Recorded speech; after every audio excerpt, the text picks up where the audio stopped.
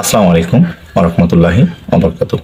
প্রিয় দেশবাসী, আপনাদের মাঝে সুন্দর একটা রিপোর্ট বিশ্লেষণ করব। সেটি হলো মানব জমিন পত্রিকা দারুণ একটা রিপোর্ট করেছে, সেটি আপনাদের মাঝে তুলে ধরার চেষ্টা করব। সেটি হলো বাংলাদেশের 1 ইঞ্চি মাটির দিকে তাকালে সেই চোখ উপরে ফেলা হবে বলে ভারতের প্রতি হুঁশিয়ারি উচ্চারণ করেছেন জাতীয়তাবাদী স্বেচ্ছাসেবক দলের সভাপতি এস জিলানী।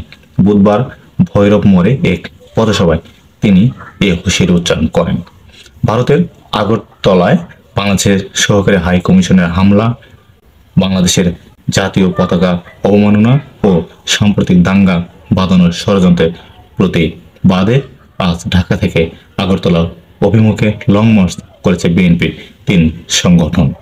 এই সময় ভৈরবে এই পথসভা অনুষ্ঠিত হয়। জিলানী বলেন, ভারতের আগ্রাসনের বিরুদ্ধে আমরা লং মার্চ করছি।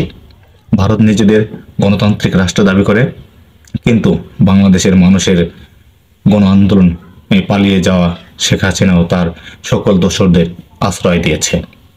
আপনাদের জানিয়ে দিতে চাই, এই বাংলাদেশ শেখ হাসিনার বাংলাদেশ না। এদেশের 1 ইঞ্চি মাটির দিকে তাকালে সেই চোখ উপরে ফেলা হবে বলে হুঁশিয়ারি করেছেন জিলানী।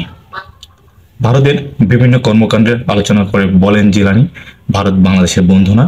বিশেষ করে যেখানে শেখ হাসিনা থাকে, বাংলাদেশের শত্রু থাকে, সেই ভারত বাংলাদেশের বন্ধু হতে পারে না। এই বলে আমার সংক্ষিপ্ত বিশ্লেষণ শেষ করছি। আসসালামু আলাইকুম ওয়া রাহমাতুল্লাহি ওয়া বারাকাতুহু।